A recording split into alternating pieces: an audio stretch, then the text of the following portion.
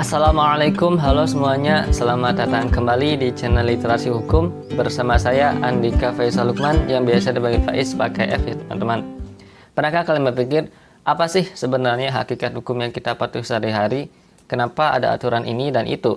Atau lebih dalam lagi, dari mana dasar pemikiran hukum itu muncul?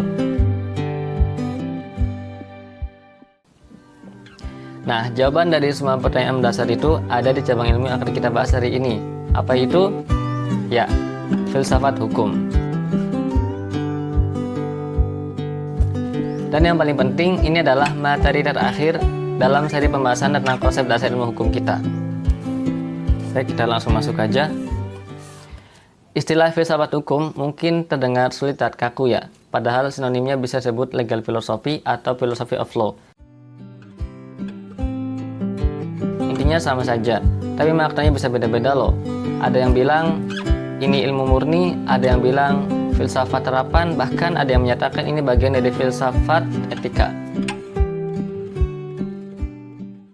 Tapi secara sederhana, bisa kita simpulkan, filsafat hukum adalah cabang filsafat yang mempelajari hakikat hukum secara mendalam, bukan cuma aturannya, tapi ngerti mengapa aturan itu ada. Menurut Lili Rashidi, filsafat hukum itu adalah refleksi teoritis paling tua tentang hukum. Bahkan bisa dibilang jadi induksi dari semua pemikiran tentang hukum.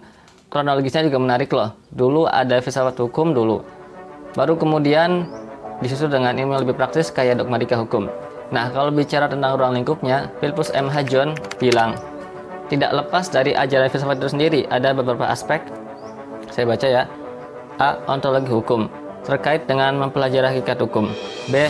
Aksiologi hukum, mempelajari isi dari nilai. C. Ideologi hukum, mempelajari rincian dari keseluruhan orang dan masyarakat yang dapat memberikan dasar atau legitimasi bagi keberadaan lembaga-lembaga hukum yang akan datang. D.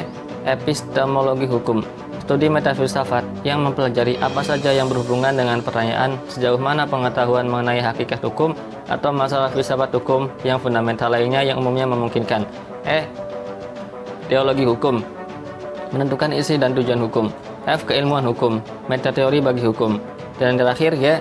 Logika hukum, mengarah pada argumentasi hukum, bangunan logis dari sistem hukum, dan struktur sistem hukum. Ya, sementara Peter Mahmud Marzuki menambahkan, yang dipelajari di filsafat hukum adalah gagasan dasar dan prinsip hukum yang bersumber dari moral. Hal ini penting banget loh buat bikin argumen yang kuat saat ada sengketa hukum, dasar pengambilan keputusan oleh pemerintah dan hakim, kemudian bikin konsep hukum yang kokoh. Wah, akhirnya kita sampai di akhir seri konsep dasar ilmu hukum ya.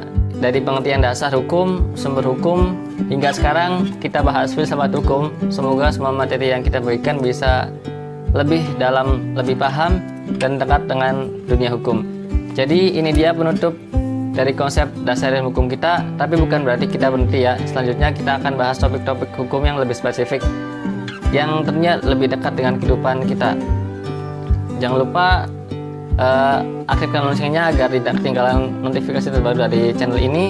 Terima kasih dan tetap jaga kesehatan. Juga jangan sungkan kalau ada yang ingin bertanya atau ingin request konten apa selanjutnya, tulis di kolom komentar ya. Terima kasih. Wassalamualaikum warahmatullahi wabarakatuh.